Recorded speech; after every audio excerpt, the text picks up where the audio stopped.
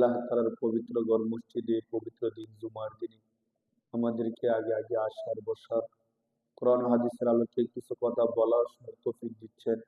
সে রব্বি কারিমের দরবারে মন খুলে প্রাণ খুলে আওয়াজ করে বলি আলহামদুলিল্লাহ।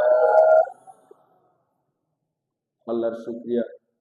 আল্লাহ তাআলা আমাদেরকে ধারাবাহিকভাবে মুমিন হিসাবে পৃথিবীর মধ্যে প্রেরণ করার পরে মুহাম্মদুর রাসূলুল্লাহ সাল্লাল্লাহু আলাইহি ওয়াসাল্লামের উম্মত হিসাবে আমাদেরকে পৃথিবীর মধ্যে প্রেরণ করার পরে আল্লাহ তাআলার ইবাদতগুলো করার তৌফিক দিচ্ছেন। আল্লাহ তাআলার কাছে আমাদের চাওয়া যেন মৃত্যু পর্যন্ত আল্লাহ পাক রব্বুল আলামিন আমাদেরকে তার ইবাদতগুলো করার তৌফিক দান করে বলি আমিন।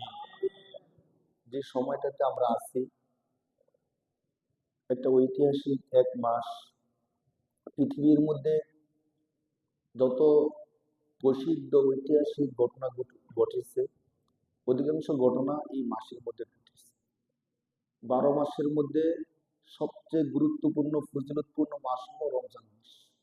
এর থেকে গুরুত্বপূর্ণ বা ফজিলতপূর্ণ আর কোনো মাস হয় না। আবার এই 12 মাসের মধ্যে সবচেয়ে ঐতিহাসিক মাস হলো মুহররম মাস। কোন মাস বলেন? মুহররম মাস। মুহররম মাস আরবি মাসের মধ্যে প্রথম মাস, যে মাস দিয়ে আরবি বছর শুরু হয়।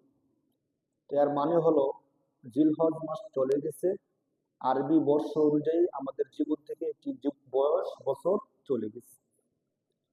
হিজরি মাস রাসূল সাল্লাল্লাহু আলাইহি সাল্লামের হিজরতের থেকে শুরু হয়েছে। রাসূল সাল্লাল্লাহু আলাইহি সাল্লাম যখন মক্কা থেকে হিজরত করে মদিনায় গেছেন তখন থেকে হিজরি মাসের গণনা শুরু হয়। সে অনুযায়ী আমরা এখন যে মাসের মধ্যে আসছি সে মাসের নাম হলো মুহররম মাস। কি মাস বলেন? তবে এই মুহররম মাসটা ইতিহাসে অনেক ঘটনা ঘটছে। এই দৃষ্টিকোণ থেকে যেমন ঐতিহাসিক মাস, আবার এই মাসে কিছু গুরুত্বপূর্ণ আমল থাকার কারণে অনেক বেশি ফজিলতের মাস। একই সাথে এই মাসটা ঐতিহাসিক মাস, অনেকগুলো ঘটনা ঘটার কারণে, পাশাপাশি গুরুত্বপূর্ণ ফজিলত থাকার কারণে, আমল থাকার কারণে ফজিলতের মাস। কেমন ফজিলতরা আমি শুরুতে সংক্ষিপ্ত বলি।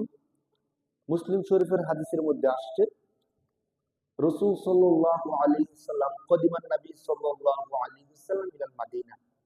রাসূল সাল্লাল্লাহু আলাইহি সাল্লাম মদিনার মধ্যে আসলেন। আসার পরে ফারআ, তিনি দেখলেন তাসুমু ইয়াউমা আশুরা। ফারআল ইয়াহুদ তাসুমু ইয়াউমা আশুরা। আল্লাহ রাসূল মদিনায় আসার পরে দেখলেন যে মদিনার ইহুদিরা আশুরার দিন রোজা রাখে। আশুরার দিন কি রাখে? রোজা রাখে। রাসূল সাল্লাল্লাহু আলাইহি ওয়াসাল্লাম তাদেরকে জিজ্ঞেস করলেন, কি ব্যাপার, তোমরা আশুরার দিন রোজা কেন রাখো? আশুরার দিন মানে কি আমরা অনেকে জানি। মুহররম মাসের যে 10 তারিখ, এই 10 তারিখে কি বলা হয়? আশুরা। আশারাতুন অর্থ 10 আরবিতে। এই আশারাতুন 10 থেকে কি আশুরা, দশম দিন, মুহররমের দশম দিন, একে আমরা কি বলি? আশুরা। তো তখন আল্লাহ রাসূল সাল্লাল্লাহু আলাইহি সাল্লাম যখন ইহুদিদেরকে প্রশ্ন করলেন, তোমরা কেন এই দিনে রোজা রাখো? তখন তারা বলল যে নবী, আমাদের যে নবী মুসা আলাইহিস সালাতু ওয়াস সালাম, আল্লাহ পাক রব্বুল আলামিন এই দিনে আমাদের নবী মুসা আলাইহিস সালামকে ফেরাউনের অত্যাচার থেকে হেফাজত করছেন এবং সমুদ্রের মধ্যে ফেরাউনকে ডুবাইয়া মারছেন, আমাদের নবীকে কি করছেন? উদ্ধার করছেন। এই যে আমাদের নবী মুক্তি পেয়েছেন ফেরাউনের অত্যাচার থেকে, এর শুকরিয়া স্বরূপ আমরা একদিন রোজা রাখি। একদিন আমরা কি রাখি? রোজা রাখি। তখন রাসূল সাল্লাল্লাহু আলাইহি সাল্লাম বললেন, ফাআন আহাক্কু বিমূসা মিনকুম, তাহলে তো আমি তোমাদের থেকে মুসা আলাইহিস সালামের জন্য রোজা রাখার ক্ষেত্রে অধিক বেশি হকদার। বলেন সুবহানাল্লাহ। কেন? কারণ তোমরা উম্মত হিসাবে রোজা রাখতেছো, আর ওই দৃষ্টিকোণ থেকে সমস্ত নবীরা হলো ভাই ভাই। সমস্ত নবীরা কি? ভাই। তো মুসা আলাইহিস সালাম আমার ভাই, এই দৃষ্টিকোণ থেকে আমি তার শুকরিয়ার জন্য রোজা রাখার অধিক বেশি হকদার। তখন রাসূল সাল্লাল্লাহু আলাইহি সাল্লাম এই আশুরার দিনে রোজা রাখতে শুরু করলেন। বাকি যখন রাসূল সাল্লাল্লাহু আলাইহি ওয়াসাল্লাম দেখলেন যে ইহুদিরাও একদিন রোজা রাখে, মুসলমানরাও একদিন কি রাখে? রোজা রাখে, তাহলে মুসলমানদের আমলটা ইহুদিদের আমলের কি হয়ে যাচ্ছে? কাছাকাছি হয়ে যাচ্ছে, তাদের মতো হয়ে যাচ্ছে। এই জন্য রাসূল সাল্লাল্লাহু আলাইহি সাল্লাম বললেন, খলিফু ফিহিল ইয়াহুদ, তোমরা রোজা রাখার ক্ষেত্রে ইহুদিদের বিরোধিতা করো। কার বিরোধিতা? ইহুদিদের বিরোধিতা করো। তো কিভাবে? আল্লাহ রাসূল সাল্লাল্লাহু আলাইহি সাল্লাম বলেছেন, সুমু ক্বাবলাহু আও বা'দাহু, তোমরা এক কাজ করো, 10 তারিখ তো মূল রোজা, তোমরা 10 তারিখের পূর্বে আরেকটা রোজা রাখো, নয়তো 10 তারিখের পরে আরেকটা রোজা রাখো। তো রোজা কয়টা হয়? দুইটা, 9, 10 অথবা 10, 11। মুহররমের যে ফজিলতপূর্ণ, সবচেয়ে গুরুত্বপূর্ণ ফজিলতের রোজা, ওই রোজা মূলত একটা, কিন্তু আমাদের নবী সাথে আরেকটা কি করলেন? বাড়াই দিলেন, 9, 10 অথবা 10, 11 রোজা রাখলে কি হবে? রাসূল সাল্লাল্লাহু আলাইহি ওয়াসাল্লাম হাদিসের মধ্যে বলেন, সিয়ামু ইয়াউমি আশুরা ইন্নী আহতাসিবু আলাল্লাহি আইয়ুকাফিরা সানাতা লাহু ক্বাবলা। আল্লাহ রাসূল সাল্লাল্লাহু আলাইহি ওয়াসাল্লাম বলেন যে কোন ব্যক্তি যদি আশুরার দিনের একটা রোজা রাখে, আশুরার দিনে কয়টা রোজা রাখে? একটা রোজা রাখে, আমি নবী প্রত্যাশা করি, ইন্নী আহতাসিবু আলাল্লাহ, আমি নবী আল্লাহ তাআলার কাছে আশা রাখি, আল্লাহ পাক রব্বুল আলামিন তোমাদের বিগত দিনের 1 বছরের গুনাহ ক্ষমা করে দিবেন। সুবহানাল্লাহ। আরেক হাদিসের মধ্যে আসছেন, রাসূল সাল্লাল্লাহু আলাইহি ওয়াসাল্লাম বলেন, রমজান মাসের রোজার পরে সবচেয়ে ফজিলতপূর্ণ রোজা হলো মুহররম মাসের 10 তারিখের আশুরার রোজা। সুবহানাল্লাহ। রাসূল সাল্লাল্লাহু আলাইহি ওয়াসাল্লাম নিজে রোজা রাখছেন, সাহাবায়ে কেরামকে রোজা রাখার জন্য আদেশ করছেন। তাহলে আমরা ইনশাআল্লাহ এই বছরের মুহররম মাসের যে আশুরার রোজাটা, সবাই রোজাটা রাখার চেষ্টা করব ইনশাআল্লাহ। উসিলা স্বরূপ কিবারে পরে? হিসাব অনুযায়ী আমাদের ইংরেজি মাসের জুন মাসের 25, 26, 25, 26 মুহররমের 10 তারিখ আমরা সবাই হিসাবে দেখে নিব। তাহলে 25, 26 যদি হয়, 25 তারিখ যদি মুহররম হয়, তাহলে আমরা 24, 25 রাখবো, অথবা 25, 26 রাখবো। হিসাব করে দুইটা রোজা আমরা রাখার চেষ্টা করব। কারণ নবী সাল্লাল্লাহু আলাইহি সাল্লাম যে বিষয়টা পছন্দ করতেন, আমাদের উচিত ওই বিষয়টা কি করা? পছন্দ করা। মুহররম মাস গুরুত্বপূর্ণ মাস। এই মাসের মধ্যে অনেক ঐতিহাসিক ঘটনা ঘটছে। 1 নম্বর কথা। 2 নম্বর কথা হলো, কিছু কিছু ঐতিহাসিক ঘটনা আছে, ঘটে না এই মাসে, ঘটে নাই, এই তারিখে ঘটে নাই, কিন্তু কোন কোন মানুষ ওই ঘটনাগুলোকে এই তারিখের সাথে মিলাই দিচ্ছে। যেহেতু মুসা আলাইহিস সালামের ঘটনা ঐতিহাসিক ঘটনা, কারবালার ঘটনা ঐতিহাসিক ঘটনা, এই ঘটনাগুলো এই মাসে ঘটছে। আবার অধিকাংশ ঘটনা আছে যেগুলো এই মাসে ঘটে নাই, ঘটছে অন্য মাসে।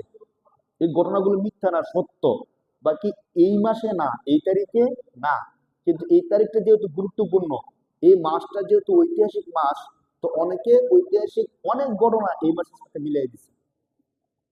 তবে একদম 100% বিশুদ্ধ সনদে এই মাসে যে ঘটনাগুলো ঘটছে, এর মধ্যে 1 নম্বরে পাওয়া যায় হযরত মূসা আলাইহিস সালামের মুক্তির ঘটনাটা। হ্যাঁ, ফেরাউনের কবল থেকে মুক্তির ঘটনা 1 নম্বর। 2 নম্বর পাওয়া যায় কারবালার যে ঐতিহাসিক ঘটনা, মুহররমের 10 তারিখে ঘটছে। বাকি এই ঘটনা রাসূল সাল্লাল্লাহু আলাইহি ওয়াসাল্লামের পরে, হাসান হুসাইন তাদের শহীদের ঘটনা রাসূলের আগে না পরে? রাসূলের বহুত পরে। রাসূল সাল্লাল্লাহু আলাইহি ওয়াসাল্লাম দুনিয়া থেকে চলে যাওয়ার অনেক পরে। রাসূল সাল্লাল্লাহু আলাইহি ওয়াসাল্লাম দুনিয়া থেকে চলে গেছেন, এরপরে খলিফা হয়েছেন আবু বকর। আবু বকর রাদিয়াল্লাহু তাআলা আনহু খলিফা হওয়ার পরে তিনি চলে গেলেন, তারপরে খলিফা হলেন উমর। উমর রাদিয়াল্লাহু তাআলা আনহু দুনিয়া থেকে চলে গেছেন, তারপরে খলিফা হয়েছে কে? হযরত উসমান। উসমান রাদিয়াল্লাহু তাআলা আনহু খলিফা হয়েছেন, তিনি মৃত্যুবরণ করে চলে গেছেন। তারপরে আসছেন হযরত আলী রাদিয়াল্লাহু তাআলা আনহু। আলী রাদিয়াল্লাহু তাআলা আনহুর সন্তান হলো হাসান হুসাইন।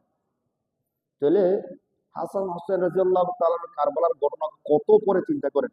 রাসূল সাল্লাল্লাহু আলাইহি ওয়াসাল্লামের পরে 4 জন সাহাবী চলে গেছেন, খেলাফতের দায়িত্ব পালন করছেন। তাদের পরে আসছে কে?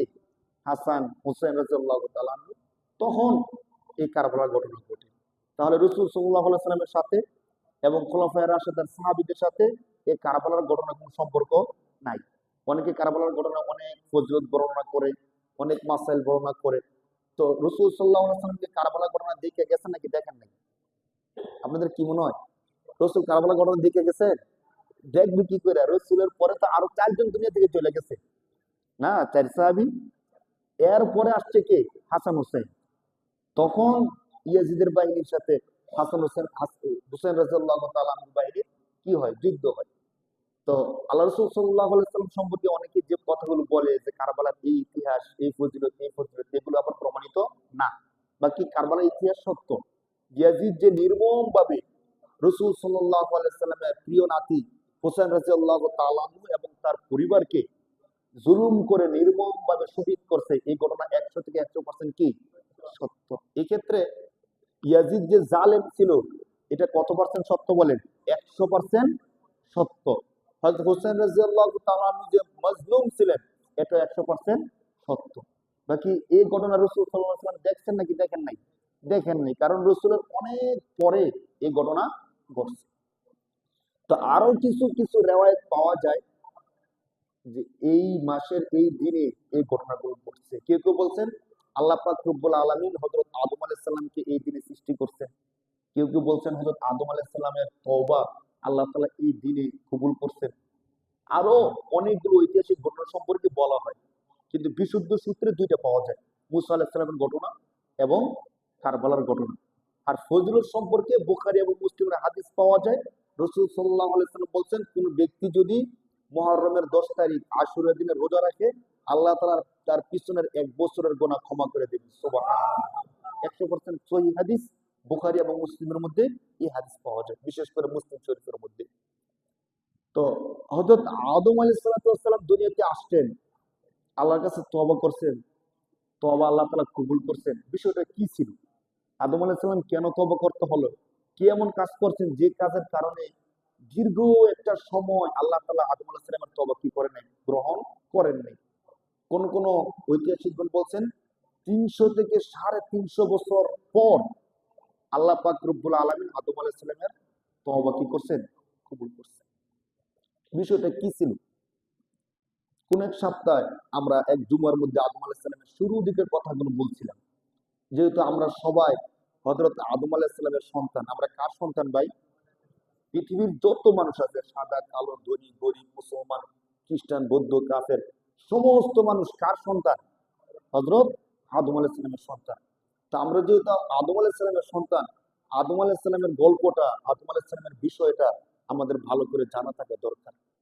হযরত আদম আলাইহিস সালামের সাথে কি ঘটছিল, কেন ঘটছিল, আর ঘটনাটা ঘটার পরে কি হয়েছিল, যদি আমরা আমাদের আদি পিতা হযরত আদম আলাইহিস সালামের বিষয়টা ভালোভাবে বুঝি, অনুধাবন করি এবং তার থেকে শিক্ষা গ্রহণ করি, আশা করা যায় আমাদের পদস্খলন হবে না। না, বলছে যে জাতি ইতিহাস থেকে শিক্ষা নেয় তাদেরকে কেউ পরাজিত করতে পারে না। আর যে জাতি তাদের নিজেদের ইতিহাস থেকে শিক্ষা নেয় না তাদেরকে যে কেউ চাইলে পরাজিত করতে পারে। আর আমাদের ইতিহাস স্বয়ং আল্লাহ পাক রব্বুল আলামিন কোরআন শরীফের মধ্যে চমৎকার করে বলছে। আমি বিস্তারিত বলবো না, সংক্ষিপ্ত, যেটা এর আগে কিছু বলছিলাম। আল্লাহ পাক রব্বুল আলামিন চাইলেন পৃথিবীর মধ্যে তিনি এমন একটা সৃষ্টি তৈরি করবেন যারা আল্লাহর ইবাদত করবে, আল্লাহর নাম জপবে। তাদেরকে আল্লাহ তাআলা নাম দিবেন মানুষ। কি নাম দিবেন? ফেরেশতাদের সাথে পরামর্শ করলেন, আমি পৃথিবীর মধ্যে আমার প্রতিনিধি খলিফা মানুষ তৈরি করতে চাই যারা আমি আল্লাহর ইবাদত করবে। ফেরেশতারা বলল যে আল্লাহ, যদি আপনার ইবাদতের জন্য হয় তাহলে আপনি মানুষ সৃষ্টি করেন না, আমরা তো আপনার ইবাদত সব সময় করি, দিন রাত সব সময় করতেছি। আল্লাহ বললেন, ইন্নী আ'লামু মা লা তা'লামুন। ফেরেশতারা, আমি আল্লাহ যা জানি তোমরা তা জানো না। আল্লাহ তৈরি করলেন আদম আলাইহিস সালাম। পৃথিবীর যে আল্লাহ তাআলা আদম আলাইহিস সালাম তৈরি করার আগে পৃথিবী তৈরি করছেন, এমন রিওয়ায়াত আছে। পৃথিবীর যে ভূপৃষ্ঠের যে মাটি আছে, মাটির নির্যাস থেকে আদম আলাইহিস সালামকে তৈরি করছেন। মাটির নির্যাস মানে যত মাটি আছে পৃথিবীর উপরিভাগের, মাটির উপরিভাগের যে প্রথম রংটা, এই সমস্ত রংগুলোকে একত্রিত করে আল্লাহ তাআলা আদম আলাইহিস সালামকে তৈরি করছেন। যার কারণে দেখবেন মানুষ একজনের চেহারা আরেকজনের চেহারার সাথে কি হয় না, মিলে না। কেউ কালো, কেউ সাদা, কালোর মধ্যে আবার হাজার হাজার রং, সাদার মধ্যে আবার হাজার হাজার কালার। মানে একজনের সাদা সুন্দর, এই জন্য আরেকজনের সাদা সুন্দর, এই দুইটা কালার কি মিলতেছে? এমনকি পৃথিবীর মধ্যে কেউ হয়েছে, ধর আমার বাবা অনেক সাদা সুন্দর, তো আরেকজনের বাবাও সাদা সুন্দর, এই জন্য আমি আমার বাবারে বাবা না বললে ভুলে আরেকজনের বাবারে বাবা বলে দিছি। এমনকি হয়েছে কারো যে আমার বাবা যেমন সাদা সুন্দর, তার বাবাও কি সাদা সুন্দর, এই জন্য আমি ভুলে বুঝতে পারি না কোনটা আমার বাবা, তারে বাবা বলে দিছি, এমন হয়। আবার আমার সন্তান কালো, আরেকজনের সন্তানও কি কালো, তা আমি বুঝতে না পেরে তার সন্তানরা আমার সন্তান মনে করে বাড়িতে নিয়ে আসছি, এমনকি কারো ঘটনা ঘটে? ঘটে না। যদি সাদা, যদিও কালো, এরপরে একটা ভিন্নতা আল্লাহ তাআলা রাখছেন। দেখেন কত কোটি কোটি মানুষ, তাদের মধ্যে একজনের ফিঙ্গারের সাথে অন্য কারো ফিঙ্গার মিলতেছে? যে ফিঙ্গার দিছে তাকে ফিঙ্গার আবার দিতে হয় পাসওয়ার্ড খোলার জন্য। অন্য কারো ফিঙ্গার হাজার বার চেষ্টা করলে কি আল্লাহ তাআলা শুধু এতটুকু মধ্যে কি এমন জিনিস দিয়ে দিছে বলে যে কারোর সাথে মিলে না? কারণ না কারোর সাথে মিলে আর কথা, কোনো না কোনো এক দিক থেকে মিলে না, চেহারা মিলে না, কোনো না কোনো এক দিক থেকে একটা না একটা ডিফারেন্স আছেই আছে। আমরা কেউ দেখলে বলতে পারি সে আমার খালাতো ভাই, সে আমার মামাতো ভাই, সে আমার বাবা, সে আমার চাচা। না, ধরেন 20 বছর পরে আসার পরেও কিন্তু আমি আমার বাবারে আমার চাচারে ভুলে যাই, যেন চেহারা তো মনে করতে পারতেছি না, আরেকজনকে বাবা ডেকে দিছে, এমন কিন্তু হয় না। আল্লাহ তাআলা কি কাজ করছেন! আদম আলাইহিস সালামকে সারা পৃথিবীর মাটির যে নির্যাস, ওই নির্যাস থেকে আদম আলাইহিস সালামকে সৃষ্টি করছেন, যার কারণে তার সন্তানদের এত রং বেরো। সৃষ্টি করার পরে আল্লাহ পাক রব্বুল আলামিন ফেরেশতাদেরকে একটা প্রশ্ন করলেন, ফেরেশতারা পারল না। আদম আলাইহিস সালামকে প্রশ্ন করলেন, আদম আলাইহিস সালাম পারলেন। আমি সংক্ষিপ্ত বলি, সমস্ত ফেরেশতাদেরকে বললেন উসজুদু লি আদম, তোমরা আদমকে কি করো? সেজদা করো। যেহেতু তোমাদেরকে বলছে তোমরা পারো নাই, আদম পারছে, আদম তোমাদের থেকে শ্রেষ্ঠ সম্মানিত, অতএব তোমরা আদমকে কি করো?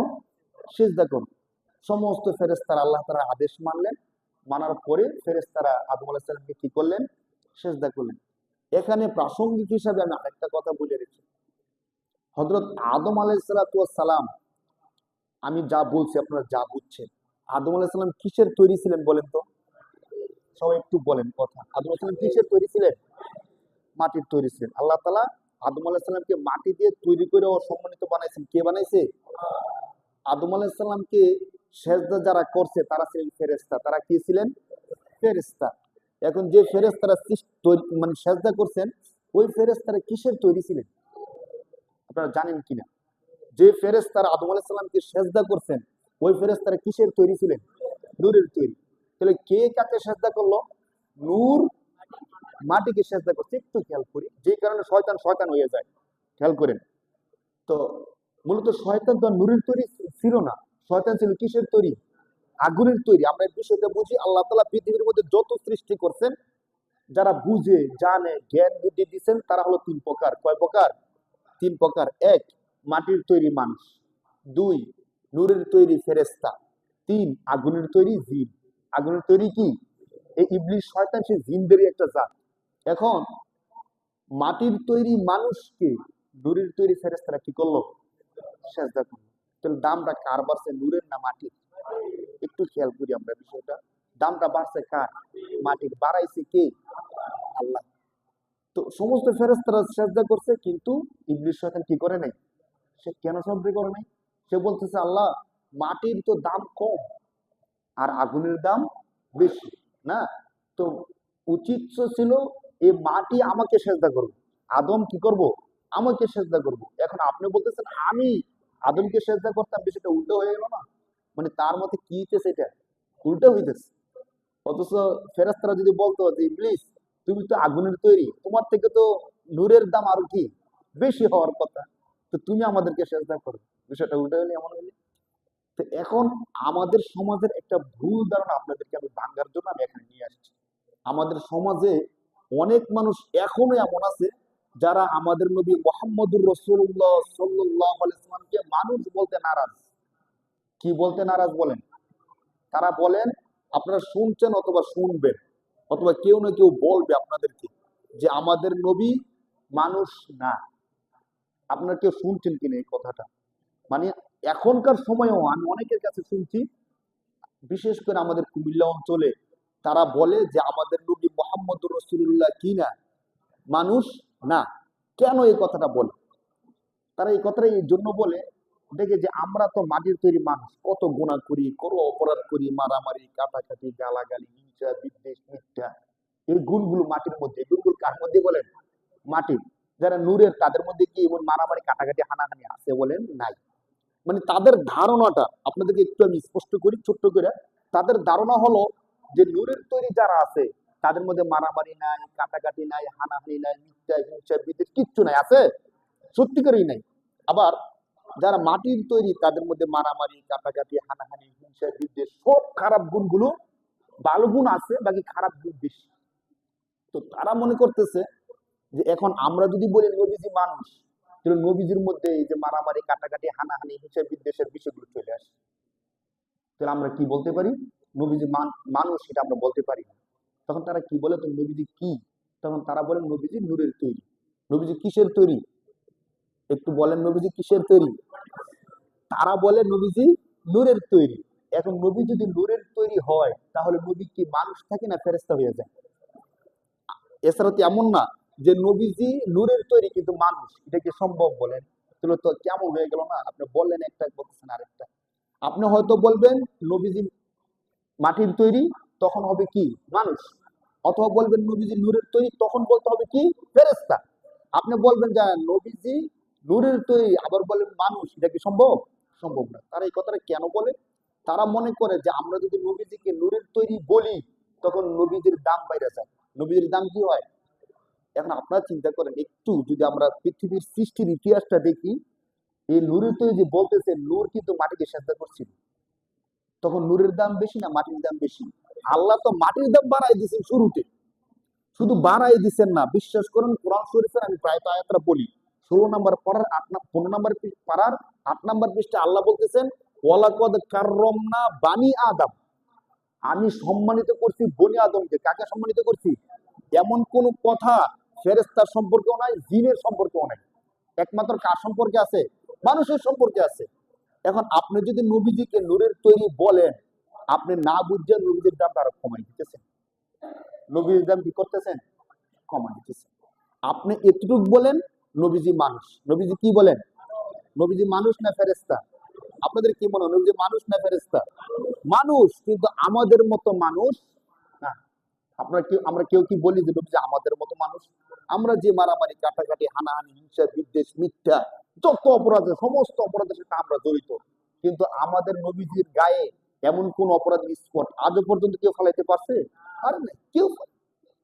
এমনকি একটা মশা মাছি পর্যন্ত রসুলের গায়ে কোনোদিন বসে নাই। এমন মহানবী, এমন মহামানব, আপনি এতটুকু বলতে সমস্যা কি? কারণ রসুল সাল্লাল্লাহু আলাইহি সাল্লাম মানুষ, মাটির তৈরি, এ কথা বলছেন কে? আল্লাহ তো সরাসরি বলছে। এই ভুল ধারণাটা আমরা কেউ না করি, এই জন্য আপনাদেরকে বলছি। আল্লাহ পাক রব্বুল আলামিন ফেরেশতা নূরের তৈরিকে বললেন তোমরা মাটির তৈরি আদমকে কি করো? সেজদা করো। তো এখানে তো এই আল্লাহর আদেশের মাধ্যমে মাটির দাম কি বাইরে গেছে। প্রকৃত অর্থে নবীজিকে যদি আমরা মানুষ বলি, নবীকে যদি আমরা মাটির তৈরি বলি, রসুলের দাম আরো বাড়ে, রসুলের দাম বাড়ে, কমে। বাকি কাফেররা, যখন মক্কার কাফের যারা ছিল, তারা একটা কথা বলতো, وقالوا ما لهذا الرسول يأكل الطعام ويمشي في الأسواق। কোরআন শরীফের 18 নম্বর পারায় আল্লাহ তাআলা আলোচনা করতেছেন, কাফেররা নবীজিকে মানতো না। কেন মানতো না? তারা বলতো এটা কেমন নবী? কেন কেমন নবী? তিনি যদি নবী হয়ে থাকেন, তিনি যে আমাদের মতো খায়, আমাদের মতো ঘুমায়, আমাদের মতো বাজারে যায়, তো নবী তো হবে অন্যরকম কিছু। তিনি খাবেন না, বাজারে যাবেন না, বিয়ে শাদী করবেন না, সন্তান হবে না। নবী এমন হওয়া উচিত ছিল। মানে আমরা উম্মত একরকম, নবী হবে আরেক রকম। তো নবী যদি আমাদের মতই হয়, তাহলে এটা নবী কি করে? তো আমরা তো নবী হইতে পারি, বলেন নাউজুবিল্লাহ। আর নবীটা কার পক্ষ থেকে আসে? একমাত্র আল্লাহর পক্ষ থেকে আসে। তো কাফেররা নবীজিকে মানছে না, নবীজি মানুষ এই জন্য। আর এখনকার আমরা কিছু লোক আছে না বুঝার কারণে রসুলকে নবী মানুষ বলতে রাজি না। বিষয়টা আমরা একটু খেয়াল করি গভীর ভাবে। বাকি আল্লাহ রসুল সাল্লাল্লাহু আলাইহি সাল্লাম মানুষ ছিলেন। কি ছিলেন বলেন? প্রমাণ কি? প্রমাণের তো কোনো দরকার নাই। রসুল সাল্লাল্লাহু আলাইহি সাল্লাম যখন উহুদের যুদ্ধে শরীক ছিলেন, রসুলের গায়ে যখন আঘাত করা হয়, রসুলের গায়ে থেকে রক্ত পড়ছিল নাকি আলো পড়ছিল? রসুলের শরীর থেকে রক্ত পড়ছে, লাল রক্ত। এমন কথা আপনারা শুনছেন নাকি শুনেন নাই? তো রসুল যদি মাটির তৈরি না হইয়া নূরের তৈরি হতো, তো রক্ত কোত্থেকে পড়ে না? বিষয়টা রসুল সাল্লাম খাবার খাইতো কি খাইতো না বলেন? বিয়ে শাদী করছেন কি করছেন না? সন্তানাদি ছিল কি ছিল না? ছিল না। তো ফাতেমা রাদিয়াল্লাহু আনহা কোত্থেকে আসলো না? তো যারা ফেরেশতা তারা কি বিয়ে শাদী করে? নূরের তৈরির কি বিয়ে শাদী করার কোন দরকার আছে? শুধু মানে অনেক দলিলা দিলে কিচ্ছুর দরকার নাই। শুধু এতটুকু বলেন, যারা নূরের তৈরি তারা বিয়ে শাদী করে কিনা? কয় না। খাবার দাবার খায় কিনা? কয় না। তারা ঘুমায় কিনা? ঘুমায় না। তাদের কোনো জৈবিক চাহিদা আছে? কয় না। তো আমাদের নবীর এগুলো ছিল কি ছিল না? বলেন ছিল কি ছিল না? আল্লাহ রসুল শুধু বিয়ে করছেন নাকি 9টা স্ত্রী ছিল? নয়টা স্ত্রী ছিল, সন্তানাদি ছিল, সংসার ছিল, পরিবার ছিল, খাবার দাবার খাইতো, ঘুমাইতো, সবকিছু করতো কি করতো না বলেন? এরপরও কি বলা যায় যে নবী নূরের তৈরি? এটা কি বলা যায়? শুধু আপনারা মনে করতেছেন এই বিষয়টা সিম্পল, সিম্পল না। কোন কোন এলাকায় এমন আছে নবী নূরের তৈরি নাকি মাটির তৈরি, দুই দল দুই বিভক্ত হইয়া মারামারি কাটাকাটি পর্যন্ত করে। এই দল কেন নবীকে মাটির তৈরি বললো, ওই দল নবীকে কেন নূরের তৈরি বললো, অথচ এটা কোনো বিষয়ই না। কবরে যাওয়ার পরে ফেরেশতা প্রথম কি জিজ্ঞেস করবো যে তোমাদের নবী মাটির তৈরি নাকি নূরের তৈরি, এই প্রশ্নটা করবে বলেন? ধরেন নবী মাটির তৈরি হলে আমি জান্নাতি, আর নবী নূরের তৈরি হলে আমি জাহান্নামী, এমন কিছু আছে? নবী যেই যার তৈরি হোক, তৈরি করছে কে? আমরা যদি কোনো দ্বন্দ্ব বাদ দিয়ে বলি যে আল্লাহ নবীকে তৈরি করছে, আল্লাহ ভালো জানে কি দিয়ে তৈরি করছে, আমরা মারামারি করার দরকার নাই, নবী কি বলছে ওইগুলো আমরা আমল করি না। মানে তাদের আলোচনা, তাদের কথাবার্তা সবকিছু আপনাকে গেলে প্রথম প্রশ্ন করবা নবী নূরের তৈরি আপনি মানেন কি মানেন না? যদি বলেন মানেন, তাহলে ঠিক আছে আপনি আমাদের দলে, আজ না নবী নূরের তৈরি মানি না, আপনি এখান থেকে বের হয়ে যান। এই সমাজে আপনার স্থান নাই, এমন সমাজ বহুত সমাজ আছে। আল্লাহ তাআলা আমাদের সবাইকে বুঝার তৌফিক দান করুক বলে আমিন। আদম আলাইহিস সালামকে আল্লাহ তাআলা সৃষ্টি করলেন, ফেরেশতাদেরকে সেজদা করতে বললেন, ফেরেশতারা সেজদা করলো। শুধুমাত্র একজন যে ফেরেশতাদের সাথে ছিল সে সেজদা করে নাই, তার নাম কি বলেন? ইবলিস। তার নাম কি? ইবলিস। সে সেজদা করলো না। সেজদা না করার কারণ কি ছিল? আমরা কোরআন থেকে একটু শুনি, সংক্ষিপ্ত আকারে কোরআনে যা আছে আমরা তাই একটু বলার চেষ্টা করবো আজকে। দেখেন আল্লাহ পাক রব্বুল আলামিন সরাসরি ইবলিসকে প্রশ্ন করলেন, ক্বালা মা মানাআকা আল্লা তাসজুদা ইয আমারতুক। শয়তান, আমি আল্লাহ আদেশ করার পরে তুমি কেন সেজদা করলা না? আরো অনেক আয়াতের মধ্যে আল্লাহ তাআলা এই বিষয়গুলো বলছেন। কোরআন শরীফের অনেক আয়াতের মধ্যে এই গল্প আল্লাহ বলছেন। আরেক আয়াতের মধ্যে আল্লাহ বলছে যে যাকে আমি আল্লাহ নিজ হাতে তৈরি করলাম তুমি তাকে কেন সেজদা করলা না? সুবহানাল্লাহ। তাহলে আদমকে কে তৈরি করছে বলেন? আল্লাহ বলতেছেন খলাকতু বিয়াদাইয়া, আমি আল্লাহ নিজের হাতে আদমকে তৈরি করছি। সুবহানাল্লাহ। ফেরেশতাকে আল্লাহ নিজের হাতে তৈরি করছে, জিনকে আল্লাহ নিজের হাতে তৈরি করছে, এমন কোন কথা আজও পর্যন্ত আমরা শুনিনি। একটু ধাপে ধাপে বিষয়গুলো চিন্তা করেন। কোরআনের এক আয়াতের মধ্যে আল্লাহ বলছেন আমি বনি আদমকে সম্মানিত ঘোষণা করছি, অথচ বনি আদম ছাড়া ফেরেশতা এবং জিন আরো কিন্তু দুইটা জাতি আছে, তাদেরকে সম্মানিত ঘোষণা করছেন কি করছেন না? কোরআন হাদিসের কোথাও কোনো কথা নাই। এরপরে আল্লাহ তাআলা বলছেন এই আদমকে আমি আল্লাহ নিজের হাতে তৈরি করছি। আদম আমাদের আদি পিতা, আদম আমাদের কি? তো আমাদের বাবাকে আল্লাহ নিজের হাতে তৈরি করছেন, এর অর্থ তো আমাদেরকেও নিজের হাতে কি করছেন? তৈরি করছেন। তো ফেরেশতা এবং জিনকে আল্লাহ নিজের হাতে তৈরি করছেন নাকি কুন ফায়াকুন বলে তৈরি করছেন? আল্লাহ তাআলা এই কথাটা এখানে বলেন। আল্লাহ তাআলা শয়তানকে বলতেছে, শয়তান, যাকে আমি নিজের হাতে তৈরি করলাম তুমি তাকে কেন সেজদা করলা না? আমি আল্লাহ আদেশ করলাম সেজদা করতে, এরপরও তুমি কেন সেজদা করলা না? আদম তখন শয়তান কি বলছে দেখেন, কোরআন শরীফের ৮ নম্বর পারা সূরাতুল আরাফ এর ১১ নম্বর পৃষ্ঠা থেকে শয়তানের কথাগুলো আসছে। শয়তান বলতেছে ক্বালা আনা খায়রুম মিনহু খলাকতানি মিন নারি ওয়া খলাকতাহু মিন তিন। আল্লাহ আপনি আদমকে সৃষ্টি করছেন মাটি দিয়ে, আদমকে কি দিয়ে সৃষ্টি করছেন? আর আমি শয়তানকে সৃষ্টি করছেন আগুন দিয়ে। আনা খায়রুম মিনহু, আমি হলাম আদম থেকে আরো অনেক বেশি শ্রেষ্ঠ। বলেন নাউজুবিল্লাহ। তাকে বলছে অন্য কিছু বলতে পারতো যে আল্লাহ আমি বুঝতে পারি না, আমি ভুল করে ফেলছি, এই সে বিভিন্ন একটা উজুর দেখাইতে পারতো। সে কোনো উজুর দেখাইলো না, নমনীয় হলো না। সে কি করলো? বললো যে আল্লাহ আমি তো শ্রেষ্ঠ, আপনি যে বিষয়টা বলছেন আপনি বুঝতে পারেন নাই। এমনটাই বুঝাইতেছে শয়তান। খলাকতাহু খলাকতানি মিন নারি ওয়া খলাকতাহু মিন তিন। যখন আল্লাহর সামনে শয়তান এত মারাত্মক একটা কথা বলছেন, আল্লাহ তাআলা রাগ হয়ে গেছে। আল্লাহ তাআলা তাকে অভিশাপ দিয়ে দিচ্ছে যে তুমি হলো লানত প্রাপ্ত, চিরস্থায়ী জাহান্নামী, আমার দরবারে তোমার আর কোনো স্থান নাই। তুমি যুক্তি পরে দাঁড় করাবা। প্রথমত আমি আল্লাহ আদেশ করছি, তুমি আদেশটা আগে খেয়াল করবা, আদেশটা কে করছে। তুমি আদেশের দিকে খেয়াল করলা না, বরং খেয়াল করলা কার দিকে? যুক্তির দিকে, কে শ্রেষ্ঠ কে শ্রেষ্ঠ না। ওলামায়ে কেরামগণ এখানে এসে ছোট্ট একটা উদাহরণ দেন যে একজন বাদশাহ ছিল এক জমানার। বাদশার একটা গোলাম ছিল খুবই বুদ্ধিমান, খুবই চতুর। তো বাদশাহ কি করতো, উজির মন্ত্রী যারা ছিল তাদের থেকে ওই গোলামকে বেশি ভালোবাসত। এই বিষয়টা মন্ত্রীদের চোখে ভালো ঠেকলো না। তারা সব সময় তার সাথে হিংসা করতো যে গোলাম তাকে বাদশাহ এত বেশি ভালোবাসে, এটা তো কেমন কেমন হয়ে যায়। তো একবার বাদশাহ খুব দামি একটা বস্তু হীরা জহরত এমন একটা দামি বস্তু বাদশার দরবারে আসছে। আসার পরে বাদশাহ প্রথমত যে প্রধান উজির আছে তাকে দিছে যে নাও তুমি সবার সামনে এটাকে একটা ঢিল মেরে ভেঙে ফেলো। তো উজির হাতের মধ্যে নিয়ে কতক্ষণ দেখছি, যাই সর্বনাশ, মণিমুক্ত এটা তো 7 রাজার দল। বাদশাহ হয়তো বুঝতে পারছে না, না বুঝতে পেরে আমার কি বলছে, এটা ভেঙে ফেলার কথা বলছে। তো বলছে বাদশাহ এত দামি বস্তু আমার দ্বারা ভেঙে ফেলা কিনা সম্ভব না। এমন করতে করতে যত উজির নাজির মন্ত্রী আছে সবাইকে দিছে, কেউ এটা ভাঙতে পারেনি। প্রধান উজির যেহেতু ভাঙতে পারে নাই, বাকিরা কি ভাঙার দুঃসাহস করবো? বাকিরা চিন্তা করবো সে প্রধান, সেই ভাঙে নাই, আমরা ভাঙলে বেয়াদবি হয়ে যায়। তো সবাই একই কথা বলছে যে বাদশাহ এত দামি জিনিস এটা ভাঙা কি মানানসই? তো ওই গোলামকে ডাকছি, গোলামকে ডেকে বলতেছে গোলাম দেখো এটা অনেক মূল্যবান বস্তু, 7 রাজার দম, এমন 1000 বছর পরে একটা বস্তু পাওয়া যায়, এমন বস্তু পাওয়া যায় না। আমি বাদশাহ আদেশ করতেছি তুমি এটা ভেঙে ফেলো। ওই গোলামটা আসলো, হাতে নিল, সাথে সাথে ঢিল মেরে ভেঙে ফেলছে। তুমি ভেঙে ফেলছো, সবাই তো অবাক যে আমরা কেউ বাংলাম না আর গোলাম ভেঙে ফেললো।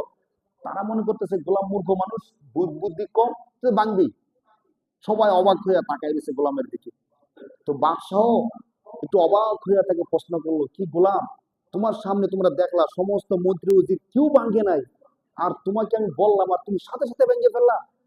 তুমি কি একটু চিন্তা করলাম না? আমি বলছি এটা 7 রাজার দল, 1000 বছর পরে একটা পাওয়া যায় মণিমুক্তা, এমনি পাওয়া যায় না, এরপরে তুমি ভেঙে ফেললে ব্যাপার কি? এর মূল্য কি তুমি বুঝতে পারো নাই? তখন গোলাম বলতেছে বাদশাহ আপনি বলার পরে এটার মূল্য আমি 100% বুঝছি। আমি গোলাম মানুষ ঠিক আছে, কিন্তু এটার মূল্য বুঝি না বিষয়টা এমন না। আমি যখন এটা হাতে নিছি তখন আমি চিন্তা করতেছিলাম যে এটার মূল্য অনেক কোটি কোটি, কিন্তু আপনি যখন আদেশ করছেন আমার মনে হয়েছে এই কোটি কোটি থেকে আপনার আদেশটা আমার কাছে 1000 গুণ বেশি। সুবহানাল্লাহ। কারণ এখানে মূল্যবান একটা জিনিস আরেক পাল্লায় রাখছে আপনার আদেশ। তো আমি দেখলাম যে আপনার আদেশটা আমার কাছে কি সবচেয়ে বেশি ইম্পর্টেন্ট, গুরুত্বপূর্ণ বিষয়টা এখানেই। তো অন্য নজির মধ্যে বুঝতে পারছে যে কেন বাদশাহ গোলামকে এত ভালোবাসে।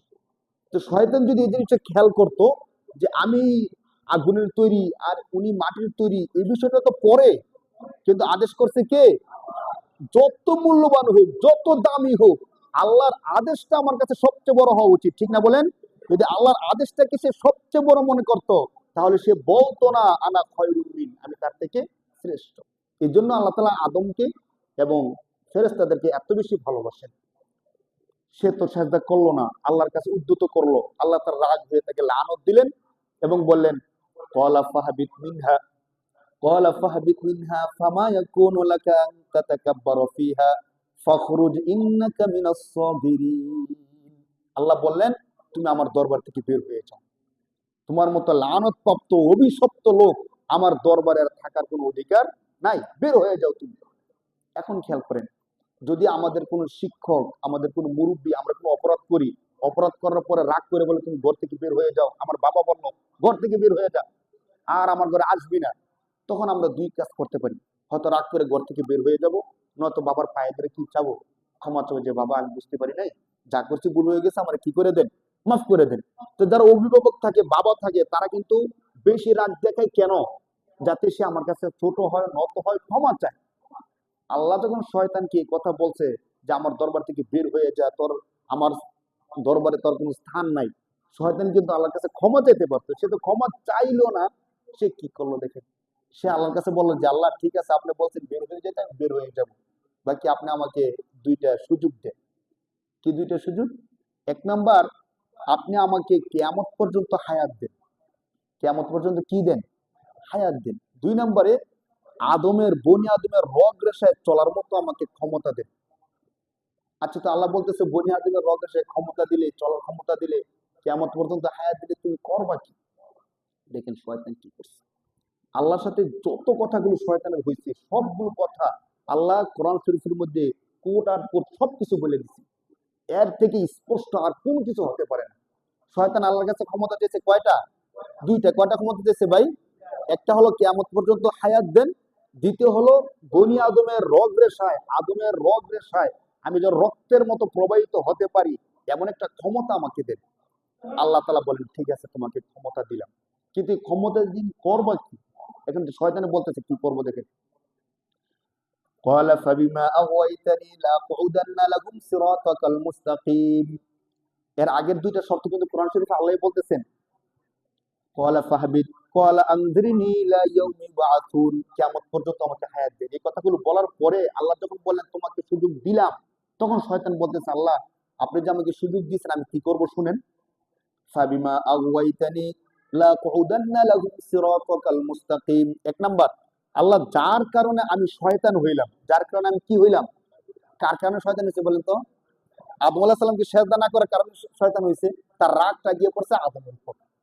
জি, আদমকে সেজদা না করার কারণে আমি শয়তান হইছি। আল্লাহ লাকুদান্না লাহুম সিরাতাকাল মুস্তাকিম, এ বনি আদমের যে সিরাতে মুস্তাকিম, জান্নাতে আসার যে সহজ রাস্তা, এই রাস্তার মধ্যে আমি শয়তান বসে থাকবো। এই রাস্তার মধ্যে আমি শয়তান কি করবো বলেন? বসে থেকে করবা কি? শয়তান বলতেছে, সুম্মা লাআতিয়ান্নাহুম মিন বাইনি আইদিহিম ওয়া মিন খালফিহিম ওয়া আন আইমানিহিম ওয়া আন শিমালিহিম। বলতেছে আল্লাহ এই তাদের রাস্তার মধ্যে বসে থেকে আমি শয়তান তাদের ডান দিক থেকে ধোঁকা দিব। কোন দিক থেকে ধোঁকা দিব? যদি সে না শুনে বাম দিকে ফিরা যায়, আমি বাম দিকে গিয়ে ধোঁকা দিব। যদি সে না শুনে সামনের দিকে চলে যেতে চায়, সামনে গিয়ে আমি তাদের কি দিব? যদি সে আমার দোকান না শুনে পিছনে ফিরে যেতে চায়, আমি তাদের পিছনে গিয়ে ধোঁকা দিব। বলেন নাউজুবিল্লাহ। আর কোন দিক বাকি আছে? শয়তান কয় দিক থেকে ধোঁকা দেওয়ার কথা বলছে বলেন? 4 দিক থেকে। আর কোন দিক আছে? না। ডান দিক থেকে ধোঁকা দিবে না শুনলে বাম দিকে, বাম দিক থেকে ধোঁকা দিবে না শুনলে সামনে থেকে, সামনের দিকে না শুনলে পিছনের দিকে, পিছনের দিকে গিয়ে সে কে দিবে? সে নিজে বলতেছে, সুম্মা লাআতিয়ান্নাহুম মিন বাইনি আইদিহিম ওয়া মিন খালফিহিম ওয়া আন আইমানিহিম ওয়া আন শামাইলিহিম। এই যে আমি ধোঁকা দিব, তার আত্মবিশ্বাসটা কত বেশি দেখেন। সে বলতেছে আল্লাহ আমি চতুর্দিক থেকে যে ধোঁকা দিব, ওয়ালা তাজিদু আকসারুহুম শাকিরিন। আল্লাহ আমার এই ধোঁকা দেওয়ার ফলে অধিকাংশ আদমের সন্তান দেখবেন আপনার কৃতজ্ঞতা, আপনার সম্মান, আপনার মর্যাদা তারা আদায় করবে না। এই ঘোষণা দিচ্ছেন কে? শয়তান। এই ঘোষণা কে দিছে বলেন? আল্লাহ আমি ধোঁকা দেওয়ার পরে আপনি দেখবেন আপনার অধিকাংশ বান্দারা আপনার কথা শুনবে না। শুনবে কার কথা? আমি শয়তানের কথা শুনি। শুধু এতটুক না, 23 নম্বর পাড়ায় গিয়ে আল্লাহ তাআলা বলতেছেন, সে আল্লাহ তাকে সুযোগ দেওয়ার পরে সে বলতেছে, কলা ফাবি ইজ্জাতিকা লা উগভিয়ান্নাহুম আজমাইন। হে আল্লাহ আপনার সামনে দাঁড়ায় আমি বলতেছি আপনার ইজ্জতের কসম, ফাবি ইজ্জাতিকা, হে আল্লাহ আপনার ইজ্জতের কসম, লা উগভিয়ান্নাহুম আজমাইন, আদমের সব সন্তানরে আমি শয়তান গুমরা কইরে ছাড়বো। বলেন নাউজুবিল্লাহ। এই ঘোষণা দিয়ে আসছে কে? চিন্তা করে দেখে। আজকে যে আমরা নামাজ পড়তে আসি না, রোজা রাখি না, হ্যাঁ, দিনের কাজগুলো করি না, এগুলোর পেছনে সবচেয়ে বড় অবদান কার? শয়তানের। কার অবদান বলেন? বাকি শয়তানে আল্লাহর কাছে বলে আসছে যে আমি বনি আদমের কারণে নষ্ট হয়েছি, আমি তাদেরকে নষ্ট করেছি। আমাদের মানুষের মধ্যে অনেকে জিদ করে, রাগ করে যে অমুক দলের কারণে, অমুকের কারণে আমি আজকে নষ্ট হয়েছি, জেল হয়েছি, জেল থেকে বের হয়ে এলে 14 পৃষ্ঠে আমি শেষ করেছি। এমন রাগ করে না? শয়তানি এর থেকে বেশি রাগ করছে। রাগ করার পরে সে আল্লাহর সামনে এই কথাগুলো বলতেছে, কিন্তু আল্লাহ বলছে ঠিক আছে, ক্বালা ফাখরুজ মিনহা মাযমুমান মাদহুরা। তুমি তো এই কথা বলছো, আমার কাছে তওবা তো করো নাই, বরং আর ক্ষমতা দেখাইতেছো, আমার দরবার থেকে তুমি বের হয়ে যাও। শোনো, তুমি শয়তান যে শয়তানি করছো, তোমার মতো এমন যারা শয়তানি করবে, আমি আল্লাহর ইবাদত করবে না, তোমার কথা শুনবে, আল্লাহ তাআলা নিজে বলতেছেন, লামান তাবিআকা মিনহুম লামলা আন্না জাহান্নামা মিনকুম আজমাইন। তুমি শয়তান সহ পৃথিবীর মধ্যে আরো যত শয়তান তৈরি হবে তোমার কথা শুনবে, আমি সমস্ত শয়তানদেরকে দিয়ে জাহান্নামকে পরিপূর্ণ করব। বলেন নাউজুবিল্লাহ। এই ঘোষণা দিচ্ছেন কে? শয়তান বলছে আমি সবাইরে গোমরা করে ছাড়বো। আল্লাহ বলছেন এই তুমি যাদেরকে শয়তান বানাইবা, তোমার কথা শুনবে, এই সমস্ত লোকদেরকে আমি কোথায় দিয়ে দেবো? জাহান্নামে দিয়ে দেবো। বাকি 14 নম্বর পারার মধ্যে একটা আয়াতে আল্লাহ বলছেন, ইল্লা ইবাদাকা মিনহুমুল মুখলাসিন। আল্লাহ আমি ধোঁকা দেবো ঠিক, যারা একনিষ্ঠভাবে আপনি আল্লাহর কথা শুনবে, যারা এককভাবে আপনি আল্লাহকে মালিক হিসেবে মানবে, আমি তাদেরকে ধোঁকা দিব না। আল্লাহ বলছেন যারা আমাকে অনুসরণ করবে, আমার কথা মতো চলবে, তুমি শয়তান যত চেষ্টাই করো, তোমার চেষ্টার কোনো কাজ হবে না। এই জন্য ওলামায়ে কেরামগণ বলছেন যে শয়তান মানুষকে ধোঁকা দিতে দিতে, গুমরা বানাইতে বানাইতে একটা পর্যায়ে নিয়ে যায়। ওই লোকটা যখন কোনো আলেমের কথা শুনে, কোরআনের কোনো আয়াত শুনে, আল্লাহর দিকে আবার দাবিত হয়, মসজিদের মধ্যে আইসা চোখের পানি ছেড়ে আল্লাহকে সেজদা করে আর বলে যে আল্লাহ আমি যা করছি বুঝতে পারি না, ভুল করছি, আল্লাহ তাআলাকে সেজদা করার সাথে সাথে আল্লাহ তাআলা তার পিছনের সমস্ত গুনাহগুলো ক্ষমা করে দেয়, বলেন সুবহানাল্লাহ। তখন শয়তান তার কপালের মধ্যে মাটি ছুঁতে ছুঁতে পিছনে দৌড়ে চলে যায় আর বলে আফসোস, আমার এত বছরের পর বছরের সাধনা সবকিছু ধ্বংস হয়ে গেল। ঠিক কিনা বলেন?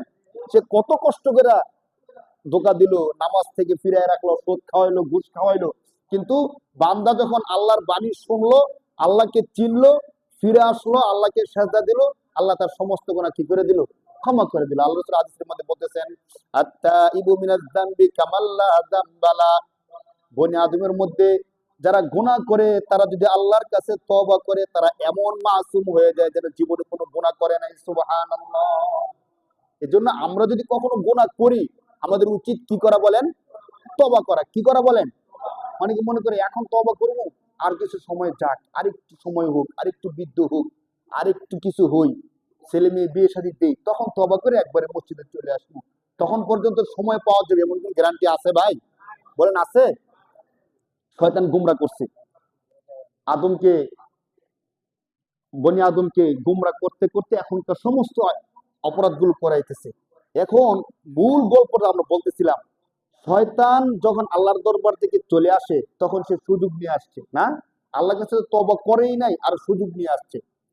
সুযোগ নিয়ে আসার পরে সে সর্বপ্রথম ধোঁকা কাকে দেয়? আমাদের আদি পিতা আদম আলাইহিস সালামকে ধোঁকা দেয়। ইতিহাস আপনারা জানেন, আদম আলাইহিস সালামকে আল্লাহ বলছে তুমি এই ফলের ফল, এই গাছের ফল খাও না, সব গাছের ফল খাইতে পারো, কিন্তু শয়তান, কোরআন শরীফে আছে, ধোঁকা দিতে দিতে দিতে দিতে একটা সময় আদম আলাইহিস সালামকে সে তার বশে নিয়ে আসে। আদম আলাইহিস সালাম ওই গাছের ফল খেয়েছেন। আল্লাহ পাক রব্বুল আলামিন নারাজ হয়ে যান। নারাজ হওয়ার ফলে আল্লাহ তাআলা আদম এবং হাওয়াকে পৃথিবীর মধ্যে প্রেরণ করেন। পৃথিবীর মধ্যে আসার পরে তারা কান্নাকাটি করতে থাকেন, আল্লাহর কাছে তওবা করতে থাকেন, তওবা করতে থাকেন। কোন কোন ঐতিহাসিক বলেন 300 বছর, 350 বছর কান্নাকাটি করার পরে আল্লাহ পাক রব্বুল আলামিনের দয়া হয়। আল্লাহ পাক রব্বুল আলামিন তাদেরকে একটা শব্দ শিখিয়ে দেন। ওই শব্দ দিয়ে যখন তারা আল্লাহর কাছে তওবা করে, দোয়া করে, আল্লাহ তাআলা সাথে সাথে তাদের তওবা কবুল করে নেয়। সুবহানাল্লাহ। কি ছিল? কোরআন শরীফের 8 নম্বর পারার 12 নম্বর পৃষ্ঠার প্রথম আয়াতে আল্লাহ বলতেছেন, যখন আদম আলাইহিস সালাম এবং তার স্ত্রী হাওয়া আলাইহিস সালাম যখন আল্লাহর কাছে দুইজনে একসাথে বলল কি, ক্বালা রব্বানা যালামনা আনফুসানা ওয়া ইল্লাম তাগফির লানা ওয়া তারহামনা লানাকুনান্না মিনাল খাসিরিন। আল্লাহ, আমরা বড় অপরাধ করছি, নিজের উপর নিজে জুলুম করছি, আপনি যদি আমাদেরকে ক্ষমা না করেন আমাদের বাঁচার কোনো উপায় নাই। এই কথা যখন বলছেন আল্লাহ তাআলা দয়া করে তাদের তওবা কবুল করছেন, তাদেরকে ক্ষমা করে দিয়েছেন। বলেন সুবহানাল্লাহ। কি শিক্ষা দিলেন আমাদেরকে বলেন? দেখেন, শয়তান অপরাধ করছে, আল্লাহর কাছে তো ক্ষমা চাই নাই, আর উদ্ধত আচরণ করছে। আদম আলাইহিস সালাম ভুল একটা কাজ করে ফেলছে, কিন্তু তিনি এই কথা বলেন না। আপনাদেরকে আমি এখন বলি, আদম আলাইহিস সালাম যদি এই কথা আল্লাহকে বলতেন যে আল্লাহ, জান্নাতের মধ্যে এই গাছটা আপনি দিলেন কেন? যখন গাছের ফল খাইয়ে ফেলছে, আল্লাহ বলছে গাছের ফল খায়ও না, এরপরে কি করছে? খাইয়ে ফেলছে। আল্লাহ তাআলা রাগ করছেন, দুনিয়ার মধ্যে প্রেরণ করে দিয়েছেন, বলছে তোমরা কাজটা ঠিক করো নাই। আদম কিন্তু শয়তানের মতো যুক্তি দাঁড় করাইতে পারতো যে আল্লাহ, আপনি জান্নাত তৈরি করছেন, জান্নাতের মধ্যে হাজার হাজার গাছ দিচ্ছেন, সেই গাছটা না দিলেই পারতেন।